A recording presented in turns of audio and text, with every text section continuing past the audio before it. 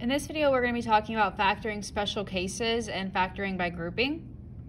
So at the top of the page here, we have our flow chart, and I'm going to just go ahead and skip over this step just because we've been doing flow charts, completing them in class together. So you have a standalone flow chart you've been doing with your teacher.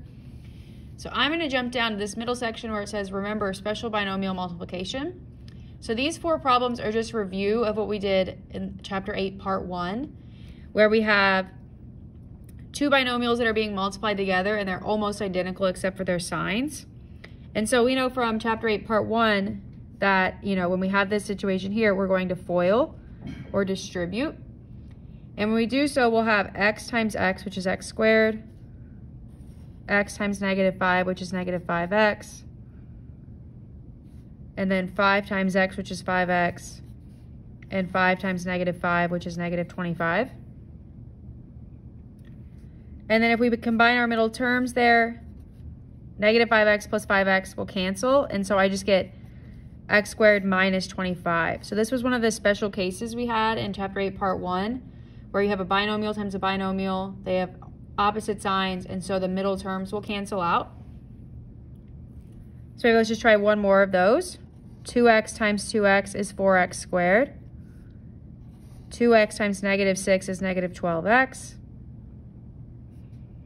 6 times 2x is 12x. And 6 times -6 is -36.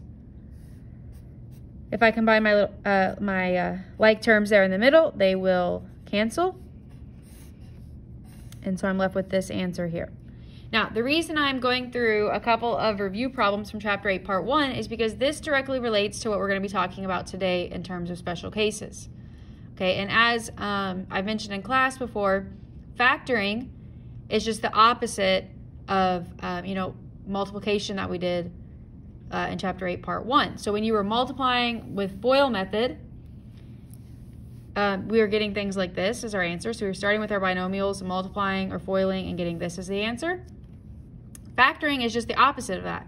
So today we're going to talk about what do you do if you start with something that looks like this and you work backwards to get an answer that looks like this. So again, factoring is just the opposite of FOILing. So let's go ahead and go down to the bottom here, and we'll talk about that now. So one of the special cases is factoring the difference of 2 squares, and it's commonly referred to or noted as this, d2ps, difference of 2 perfect squares. And so there are 2 terms of perfect squares with a subtraction sign between them. And it has to be a subtraction sign because this is called a difference of 2 squares, and difference means subtraction. So we're going to find the square of both terms, write the factors as the sum and the difference. So if you look at this example here, x squared minus 25, we're going to factor this with a difference of 2 perfect squares. And so how you do that is you take each term and you want to find the square root of each term, or the perfect square of each term. So x squared is really x times x. So we can break it apart to be x times x. 25, well, the square root of 25 is 5 times 5. Okay, and we're not really taking into account that negative sign right there. We're just looking at the 25 and not necessarily a -25. Okay, so x squared is x times x. 25 is 5 times 5. And then from here, you're going to have 2 factors. Each factor will get an x. Each factor will get a 5.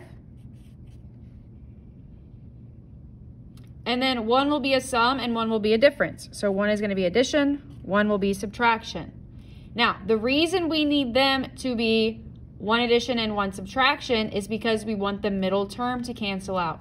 So notice that number 5 here is just the opposite of number 1. We started with the binomials, we FOILed, and we got this right here. And we know the middle terms cancel.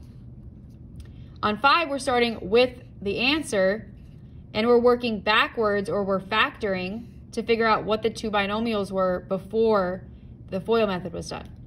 Okay, so again, you need opposite signs here because there's no middle term, which means you need the middle term to cancel out. Okay, so let's try another one. I have 2 terms, so I'm going to see if I can do a difference of 2 squares. 25 is a perfect number. It's 5 times 5. X squared is also perfect. It's x times x. So I'm going to have two factors. Each of them will get a 5.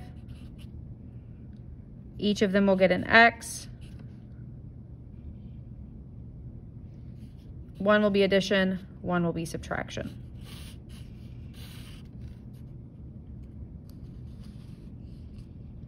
Okay, for the last example on that on that page, x squared is x times x. Y squared is y times y. So I will have two factors. Each factor will get an x. Each factor will get a y. One will be addition, one will be subtraction. Now, as always, the way that you could check your answers, like on a test, for example, is, you know, say you get this answer and you want to make sure it's right. Well, all you would have to do is FOIL. And if you FOIL, you should get back to your original statement. Same thing here. You could FOIL it, and you would get back to this original statement. Same thing on this. So that's an easy way to check that you have factored your binomial correctly. Okay, I'm going to move on to the top of the next page and just finish off 3 more problems. And then we'll move on to a different topic. Okay, 8 here. This is a special problem. Okay, at first glance, you might think, oh, okay, let me just go ahead and break it apart. 7x and 7x and 4 and 4. Okay, however, when you have a binomial like this, it is called a difference. Okay, let me go back to the previous page and remind you. A difference of 2 squares. So you need to have 2 perfect square terms with a subtraction sign between them. So if you look at number 8, here we have 2 perfect square terms, but there is not a subtraction sign. We have an addition sign. Okay, so if that happens, this is actually not factorable. Okay, you cannot factor it. Another way of saying that is that it's prime. It is not factorable, or it is prime. Okay, let me show you what I mean. If you factored it because you didn't realize that it wasn't a subtraction sign, you would have 7x plus 4 and 7x minus 4. Okay, like we did on the previous page. If I were to FOIL that to check it, I would have 49x squared minus 28x plus 28x minus 16. So I would have 49x squared. These would cancel, and so I would have negative 16.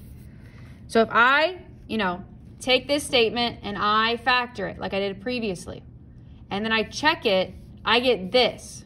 And this right here does not match my original statement. Therefore, this is not the answer. Okay, so again, if you have a perfect plus a perfect, it is not factorable, or it is prime. Okay, let's try the next one, number 9. The square root of 49 is 7, and then a squared is just a times a, so I have 7a times 7a. B squared, or 100b squared, I'm sorry. The square root of 100 is 10, so 10b times 10b. Okay, don't get confused and write 50 and 50. Okay, that is true that 50 plus 50 is 100, but we're not looking for what plus what equals 100. We're looking for something times itself equals 100. In other words, we're looking for the square root of 100, which is 10. So 7a plus 10b and 7a minus 10b. Okay, number 10. First thing we always do when we factor something is look for a GCF. Now, it's a dead giveaway that this has a GCF because 5 is not a perfect number, and neither is this 5. So I can't just go ahead and start breaking this apart like I've done in the previous examples. Okay, so it's a dead giveaway there's a GCF because neither of these are perfect numbers. So 5 goes into both of the terms, and they also both have an x squared in common. So they have a GCF of 5x squared. So I'm going to factor that out. 5 divided by 5 is 1. X to the 4th over x squared is x squared. Because remember, factoring means division. 5 divided by 5, 1. X to the 4th divided by x squared, x squared. Negative 5 divided by 5 is negative 1.